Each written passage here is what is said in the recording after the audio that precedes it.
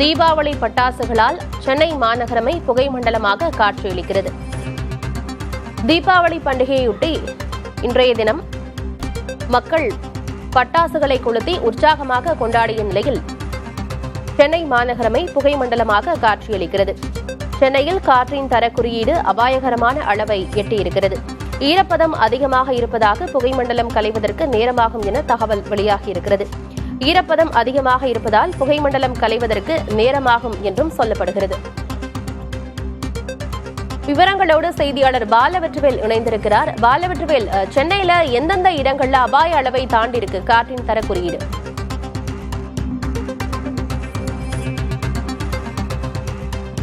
ஆனந்தி, தீபாவளி திருநாள் மக்களால் வெகு விமர்சையாக கொண்டாடப்பட்ட நிலையில் தற்போது தீபாவளி பண்டிகைக்கு வெடித்த பட்டாசுகள் காரணமாக சென்னை நகரம் காற்று மாசுபாட்டில் மூழ்கி இருக்கிறது. குறிப்பாக கத்திப்பாரா மேம்பாலத்தில் ஒளிப்பதிவாளர் தினேஷினுடைய காட்சிகளை நம்மளால பார்க்க முடிகிறது. விசிபிலிட்டி எந்த அளவிற்கு குறைவாக இருக்கிறது என்பதை காட்சியின் வழியாகவே நாம் பார்க்கிறோம். AQI என்கிற இணையதளம் வெளியிட்டுள்ள இந்த காற்று மாசுபாட்டின் அளவு 400ஐ கடந்திருப்பதாக தெரிவிக்கப்பட்டிருக்கிறது. சைதாப்பேட்டையில் 214, கிண்டியில் 180, வண்டலூரில் 166, அம்பத்தூர், தீநகர், அசோக் நகர்ல 500க்கும் மேல் பதிவாகி இருப்பதாக தெரிவிக்கப்பட்டிருக்கிறது. தமிழ்நாடு மாசு கட்டுப்பாட்டு வாரியத்தின் தரவுகள் நாளை மாலை வெளியாகும் நிலையில நம்பகத்தகுந்த காற்று மாசுபாடு குறித்த இந்த விவரங்கள் இணையதளத்தில் வெளியாகி இருக்கிறது. சென்னை மட்டுமல்லாது தமிழ்நாட்டில் பல்வேறு நகரங்கள், குறிப்பாக சேலத்தில் 165, ஈரோடில் 157, திருப்பூரில் 175, கோவையில் 183, திண்டுக்கல்லில் 164, மதுரை, ராஜபாளையம், தூத்துக்குடி, நெல்லை உள்ளிட்ட பகுதிகளில் 120க்கும் மேல் பதிவாகி இருக்கிறது. அதே போன்று சென்னையை சுற்றி இருக்கக்கூடிய செங்கல்பட்டு, காஞ்சிபுரம், கும்மிடிப்பூண்டி உள்ளிட்ட பகுதிகளிலும் காற்று மாசுபாட்டின் அளவு அதிகமாக இருப்பதை தான் நம்ம பார்க்க முடிகிறது. AQI இணையதளத்தை நம்ம பார்த்துட்டு இருக்கோம். இதுல சென்னை நகரத்துல பல்வேறு பகுதிகளில் இந்த காட்சிகளே பார்க்க முடியுது. எல்லாமே ரெட் அப்படிங்கிற ஒரு அலர்ட்ல இருக்குது. அதாவது ரெட் அப்படிங்கிறது 100க்கும் மேல் காற்று மாசுபாட்டின் அளவு இருக்கும்போது அந்த தரக்குறியீட்டை நம்ம ரெட் என அறிவிப்பார்கள். குறிப்பாக இந்த காற்றை நம்ம சுவாசிக்கும் போது சுவாச பிரச்சனைகள் ஏற்படும் என்றே தெரிவிக்கப்படுகிறது. இந்தியாவில் பல்வேறு பகுதிகளை பார்க்கிறோம். சென்னையில 400க்கும் மேல் பதிவாகி இருக்கிறது. அதே போன்று பெங்களூரு, ஹைதராபாத் மற்றும் டெல்லி, மும்பை உள்ளிட்ட இடங்களிலும் காற்று மாசுபாட்டின் அளவு அதிகமாக இருப்பதை தான் பார்க்க முடிகிறது. திருச்சி, கரூர், சேலம், தஞ்சாவூர் உள்ளிட்ட இடங்களிலும் காற்று மாசுபாட்டின் அளவு அதிகமாக இருக்கிறது. குறிப்பாக அம்பத்தூர், அசோக் நகர் மற்றும் சைதாப்பேட்டை உள்ளிட்ட இடங்கள்ல 1000க்கும் மேல் பதிவாகி இருப்பதாக இந்த AQI இணையதளத்தின் தரவுகள் நமக்கு தெரிவிக்கின்றது.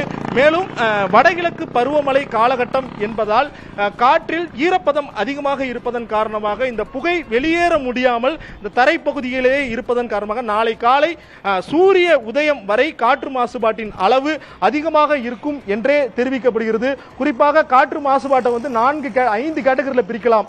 0 இருந்து 50 வரை இருந்தால் நன்று என்பார்கள். 50 இருந்து 100 என்றால் சமநிலை, சுவாசிக்கலாம். இதுவே 100 இருந்து 200 என்றால் மோசம் என்கின்ற நிலையிலும், 200 இருந்து 300 என்றால் மிக மோசம் என்றும், 300க்கும் மேல் சுவாசித்தால் உடலுக்கு அச்சுறுத்தல் ஏற்படும் என்கின்ற ஒரு தரக்குறியீடு தான் இருக்கிறது. ஆனால் சென்னையில் சராசரியாக 400க்கும் மேல் காற்று மாசுபாட்டின் அளவு இருப்பதன் காரணமாக குழந்தைகள், பெரியவர்கள், சுவாச கோளாறுகள் உள்ளவர்கள், ஆஸ்துமா பிரச்சனை உள்ளவர்கள் நாளை காலை சூரிய உதயம் வரை வெளியே வராமல் இருப்பது நல்லது. ஆனந்தி, காற்று மாசின் அளவு 400ஐ கடந்திருக்கிறது. கடந்த ஆண்டும் தீபாவளி என்று இதே போன்றதொரு அளவுதான் இருந்ததா? இந்த ஆண்டுதான் அதிகமாக இருக்கிறதா?